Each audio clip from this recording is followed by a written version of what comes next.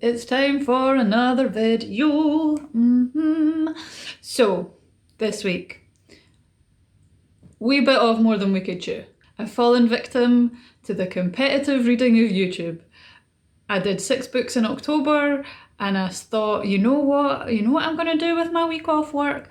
I'm gonna read 6 books in 6 days, not just any books. I'm gonna read 6 difficult literary fiction books in 6 days, because that seems like a sane and normal thing to do with your week off work. So this video was initially supposed to be a reading vlog. I was gonna vlog myself reading all these books. I was gonna record exactly how long I spent reading each session, how many pages. We were going to have a little counter in the corner. It was all going to be great.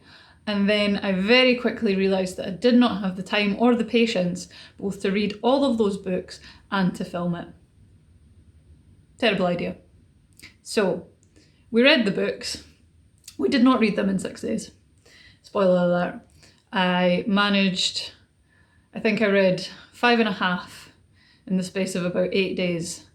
And the reason that there wasn't a video 2 weeks ago is because at that point I was fucking exhausted. So there was no video. We finished the other half over the next week and now we're back to wrap it up, to give you my thoughts and to explain why I won't be doing this again, or at least not until I have a much better process for video making. So we're going to go through the books in order of my least favourite to most favourite.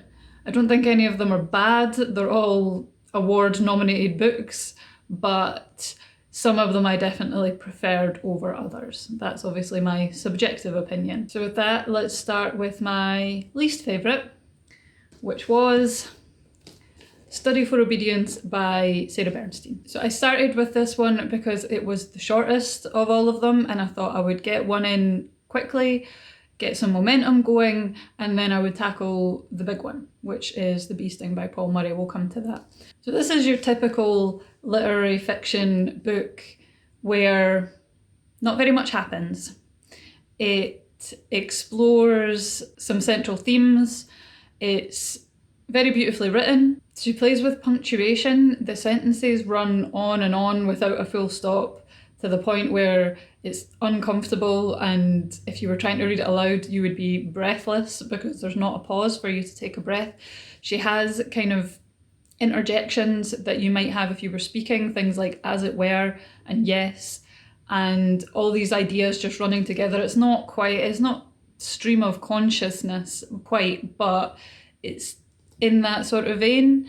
So it is quite difficult sometimes. If you find your mind wandering, you're like, what is happening? What is going on? I've totally lost the track of this. Now I appreciate stylistic choices in literature and I can see why she's done this. It's to create a certain atmosphere and a certain mood. However, it did make the book a bit difficult to read, which I think subjectively I marked it down for just because of my response to that. However, I don't think that would have been such a drawback if it wasn't for the other areas of the book that I didn't like so much. So here we're following an unnamed woman. She moves to an unnamed country to live with her unnamed brother. No one is named in this book. The characters are all sort of stand-ins for greater cultural ideas. You could sit and try and figure out which country it is, but I think she's kept it deliberately vague and it's probably an amalgamation of a few, because this is a book about anti-Semitism. It's not just about anti-Semitism, and the author said that she doesn't want it to be read exclusively as that because some readers might not pick up on that, and for them it might just be about being an outsider.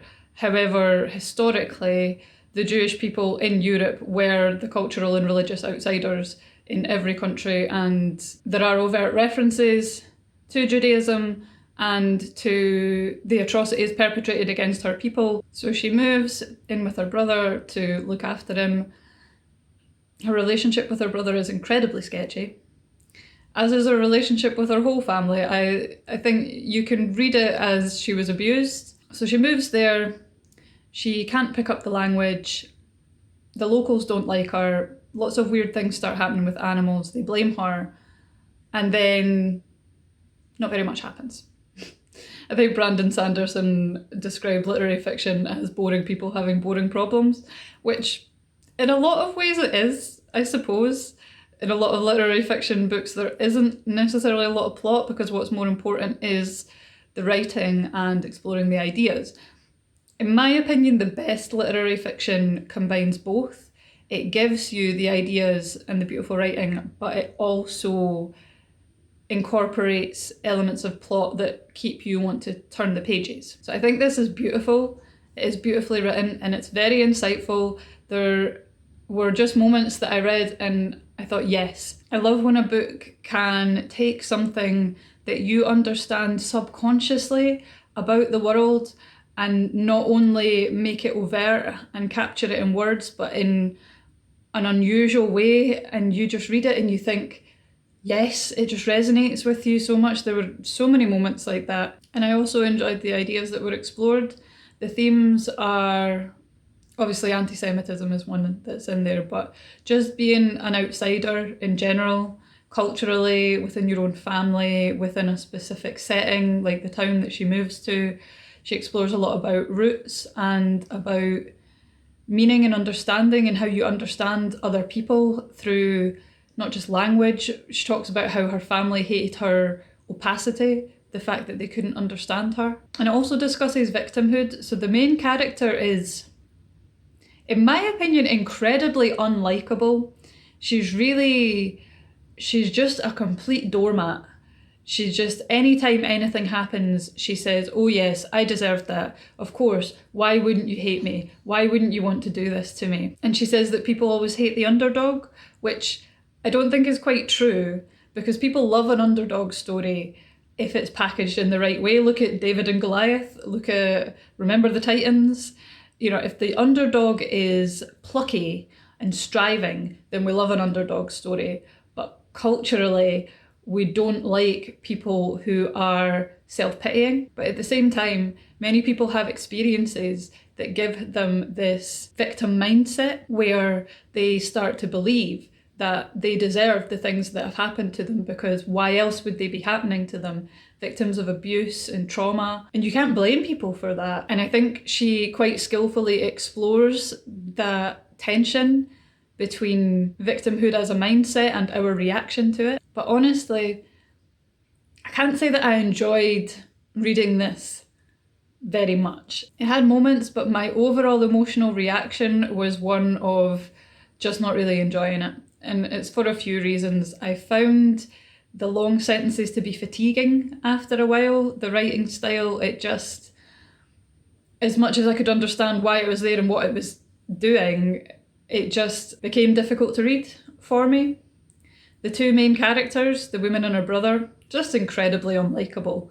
Her because you just want to shout at her to stand up for herself, and him because he's just weird and creepy, and she washes and dresses him even though he's a at least 40-year-old man. And ultimately, there is no real conclusion to the book.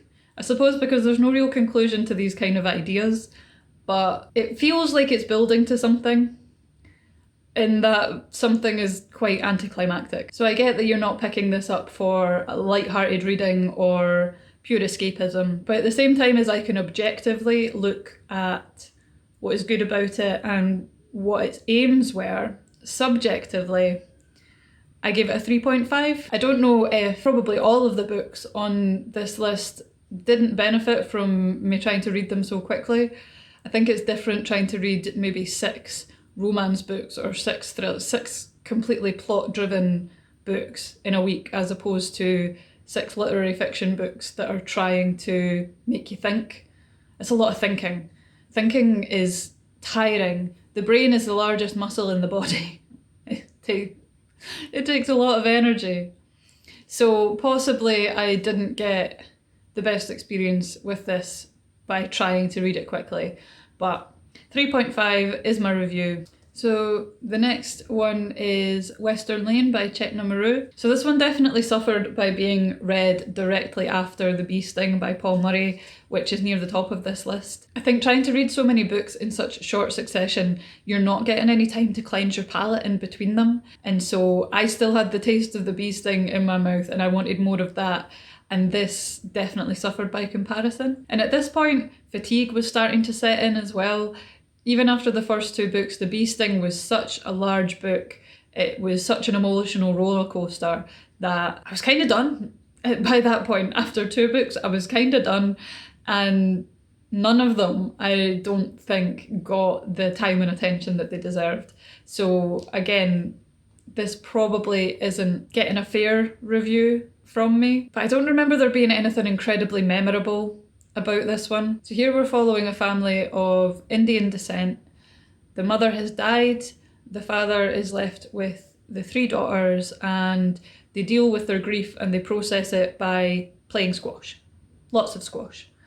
The youngest daughter, I think her name is Gopi, she is better than the others, and she starts playing with a boy, Ged, who goes to the same sports centre, and they end up taking part in a tournament, and there's some other stuff going on with the family. And again, not very much happens. I think it goes as a given for any book that's nominated for the Booker Prize that it's beautifully written. You don't get nominated for a literary prize without having excellent prose. So I like the way she words things, and the writing does draw you into the small details, but there weren't really any points where it made me really care about these characters or what they were doing. Looking back at my notes, I don't really have that many, which makes it hard to discuss now because I don't have a lot to draw on. And as I said, literary fiction is allowed to have like no plot, but the less plot that it has, the greater the skill needed by the writer to make you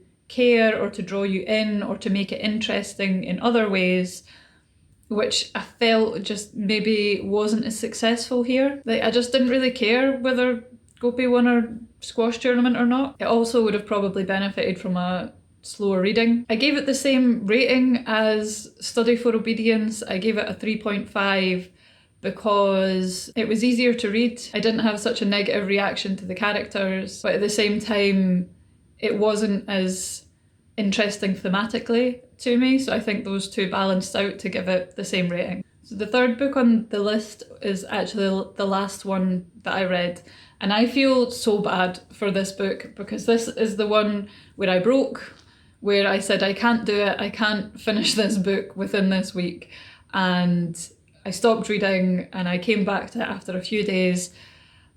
I didn't really take many notes at all, not because there wasn't anything to take notes on, just because I was done, I was exhausted, my enthusiasm for the idea of reading all these books in such a short time was gone, my enthusiasm for the video was kind of gone, so this one really suffered. And I'm going to struggle to talk about it because I really haven't taken any notes, I haven't collected my ideas. So this is essentially about a Jamaican family. The mum and dad have immigrated from Kingston to Miami. They have 2 sons. The older one was born in Jamaica. He is more Jamaican to his parents, and culturally he speaks patois, he has the accent. Whereas his younger brother, Trelawney, the main character, he does his best to assimilate into American culture. He speaks with an American accent, he enunciates, he doesn't use patois, he doesn't want to be thought of as Jamaican. The story is about the history of how they came to the country. It's about him growing up and the ridiculousness of racism, people always trying to figure out what he is.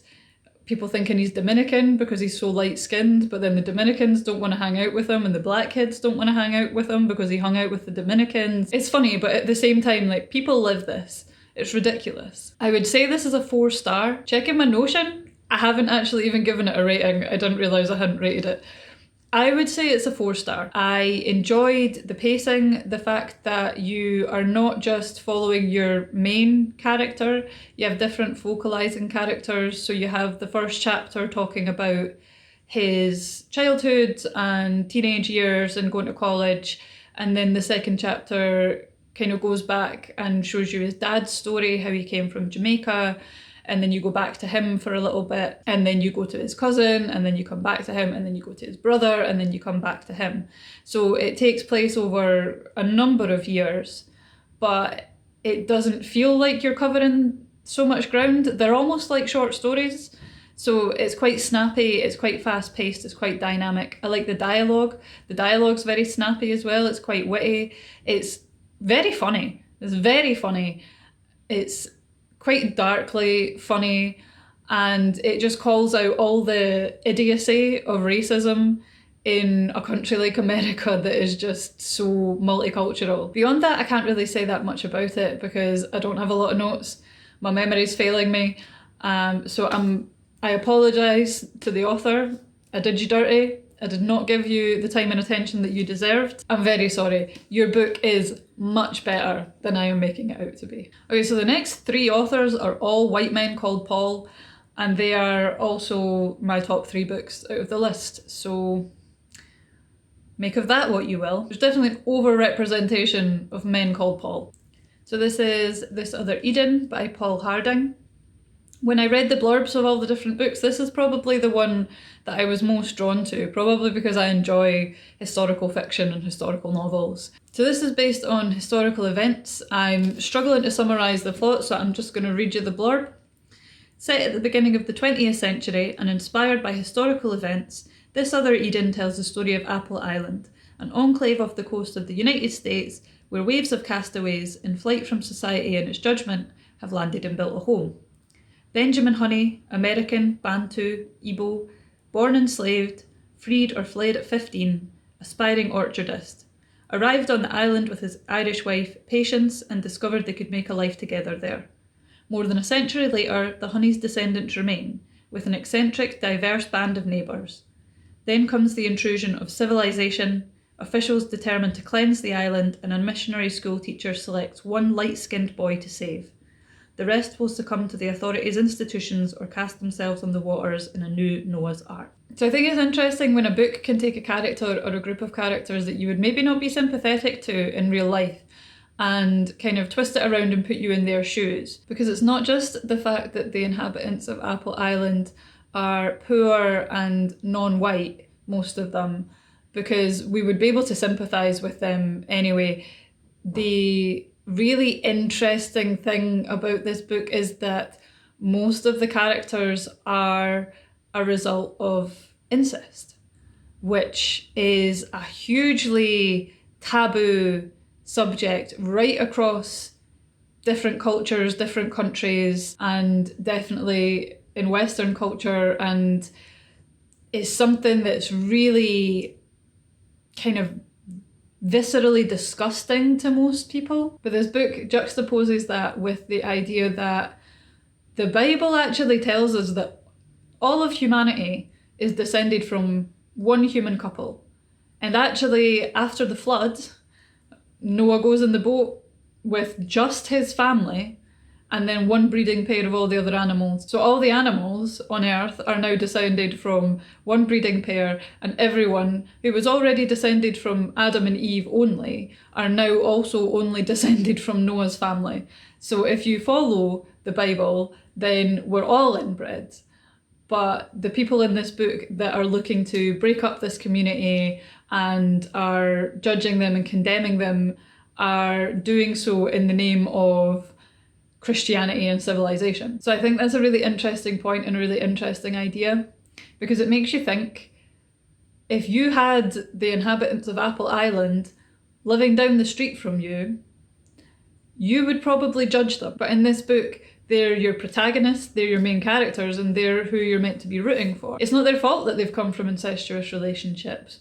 They're just people trying to live their lives, and we're outraged at what happens to them. The writing here is fantastic. There's one scene in particular where he describes drinking a glass of milk, and it was so vivid, it was so real. I could literally taste this milk, which I have an issue with because I've sworn to give up dairy. There's also a moment where he's talking about the character Ethan looking at people's skin tones and breaking them down into paint colours when he starts learning how to paint.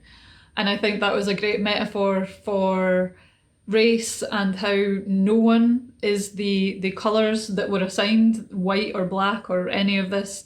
We're all a mixture of different tones and different colours that you would mix together to get our actual skin tone. So this doesn't fall into the literary fiction category of nothing happening. We definitely have a plot that builds, we have action, we have conclusions, we have a climax. But despite how well written it was, I don't know, I felt like there was just something a bit lacking for me with the climax. Even the part where it all comes to a head and tragic events happen, it felt distant from me emotionally, like it was something kind of aesthetic and beautiful and tragic, but that wasn't really connected to me. Trigger warning though, dogs die in this book. That got me. I was not happy about having that sprung on me. That being said, I gave it a 4-star rating overall because the writing's fantastic. In general, it's engaging. It makes you think about a really uncomfortable topic like incest and puts you in the shoes of people that actually in real life you might be disgusted at, or you might heavily judge and not want to know, not want to speak to them. And just in general, it was really well written. So apparently, I have a thing for Irish authors called Paul. I didn't know that that was a category that I was into, but the final 2 books on the list, my top 2, are Irish authors called Paul. So first off is The Bee Sting by Paul Murray. Now, I initially thought this was going to be my top pick of the whole 6. However, I think because it was just slightly too long, I think if it was maybe 20% shorter, it would have been perfect, because honestly, that is my only note for this book. I enjoyed this so much. So here we're following a family of 4 who live in a small town in Ireland. It's about 2 hours outside of Dublin. I don't believe it's named, and it's meant to represent kind of small town life. You have Dickie, who's the father. He has inherited his father's garage and has been running that, but since the 2008 financial crash, things have been going badly and now it's in real financial trouble. He's married to Imelda and she's been having her own issues. She's being pursued by a local cattle rancher called Big Mike, who is the father of her daughter's friend, and he's trying to instigate her to commit adultery with him. Then you have the 2 children, Cass, who is 17. She's just about to sit her final exams at high school, but she's going through a bit of a rebellious phase, her drinking phase. And then you have PJ, who's 12, who is just trying to navigate being a 12-year-old boy. While at the same time, another kid is telling him that he owes him money and he's going to take it from him with a hammer, if necessary. So we get all the different point of views. We start with probably about a fifth of the book from Cassie's point of view. Then we move to PJ, then we get Imelda, then Dickie, and then the final fifth swaps between each of their points of view, getting sort of quicker and quicker and quicker until it's only a paragraph and then it's only a sentence as they all sort of converge and come together for the conclusion. I think I felt every facet of human emotion while reading this book. It's warm and it's tender, it's beautiful, it's funny, it's tongue-in-cheek, but at the same time it's also bitter and violent and disgusting and regretful. There's grief and there's anger, there's innocence and the loss of innocence. And really it's a book about the way that we hide who we really are and the masks that we wear. So it juxtaposes the small town mindset where no one wants to be different and everyone wants to fit in, with the kind of big city of Dublin where people actually use their difference as its own kind of mask and make that their identity. And it talks about how that doesn't just have consequences for our own lives, but also the bigger picture of we're also busy trying to fit in and trying not to rock the boat, that none of us will speak out against something like climate change, which requires us to be transgressive and to stick out and to put our neck on the line in order to get any kind of meaningful result. We constantly see characters lying to each other, lying to themselves, not admitting what they want, not asking for what they want, and that is basically what causes all of the issues and all of the conflict within the book. Apart from being just a bit too long, otherwise it's really well paced, because you start with one point of view and then you move on to the others and you get the reveals as you go on. So it all centres around what happened with Dickie's brother Frank, who we find out right at the start is dead, but we have reveal upon reveal upon reveal peeling back the layers and finding out what actually happened with Frank and Imelda and Dickie, and how Dickie and Imelda ended up married. And it leaves Dickie's POV until last, which was really unexpected to me. What happened in his was really unexpected, and it had just one of the most heart-wrenching scenes in the whole book. It was just really fantastic, really well done, so well pulled off, almost perfect, just slightly too long. But then maybe if I hadn't been trying to read 6 books in a week, I wouldn't have complained at those extra 100 pages. Maybe it would have been fine. But I do feel like he does repeat certain things more than is necessary. But otherwise, he totally drew me in. I have never cared so much about the outcome of a small town football game as I did while reading this book. And last, we have Prophet Song by Paul Lynch. This was stunning. Stunning. 5 stars, no notes. This was amazing. This terrified me. This made me want to stock my cupboards with canned food and bottled water, make sure my passport is renewed, and learn what to do if a bomb goes off outside my house. Like, genuinely unsettled me reading this book, because it basically lays bare the fact that your entire life is built on a fantasy.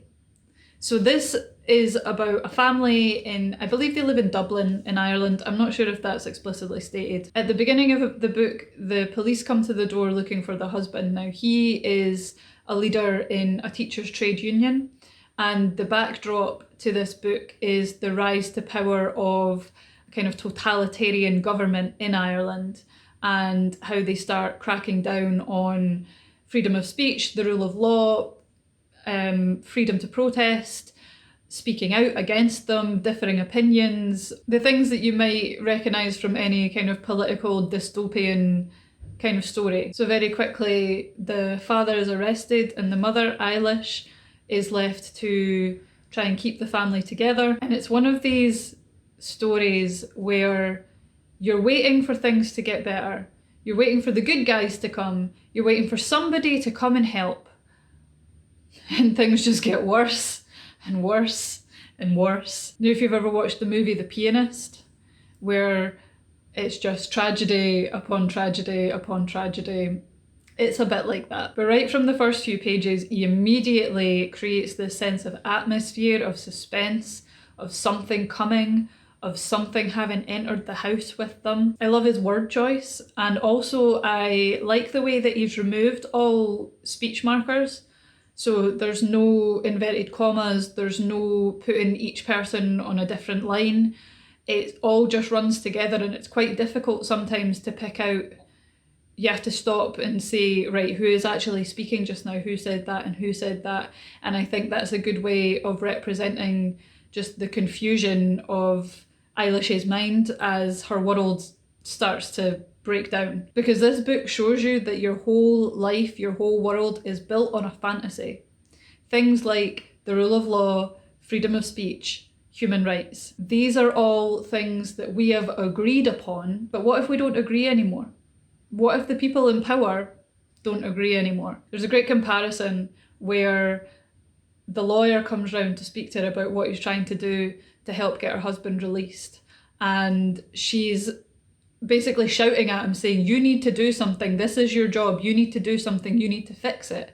And then very shortly afterwards, her daughter does the same thing to her, because for children, their parents are these all-powerful people that are supposed to be able to fix anything when it goes wrong. But for the parents, it's the lawyers and the police and the authority figures in society that you're supposed to be able to turn to put things right when things are unfair and when things are going wrong. And when you've been wronged, you're supposed to be able to go to them to put it right. And just like she's unable to do that for her daughter, the normal authority figures in society are unable to do that because the rule of law and the normal rules have been suspended. So it builds and it builds, and like a lot of literary fiction, you don't get any kind of definitive conclusion. It takes you to a certain point and then it just leaves you, and you're left to think about it, and you're left to think about how fragile your own life is. Like, we live our lives in the belief that tomorrow will be like today, and that things aren't really going to change, and that we're safe, and that will always be safe. And what this is telling you is that's not necessarily the case. So yeah, this was brilliant. If I was choosing, this would win the Booker Prize 2023. So I'm excited to see tomorrow who actually wins. I think any of them deserve it, but my two picks would be either Prophet Song or The Bee Sting. I think either of these two, absolutely such fantastic books, but I think Prophet Song for me, just so fantastic, so atmospheric, so brutal, so emotional, so devastating. This was fantastic. So let me know your thoughts. Have you read the Booker Prize Shortlist 2023? Do you disagree with me? Do you agree with me? Are there things that I've missed? Do you have different opinions? Let me know in the comments. If you're new here, if you enjoyed the video, if you're still here, then please give it a like, hit the subscribe button, it's down there, and I will see you in the next video. Bye!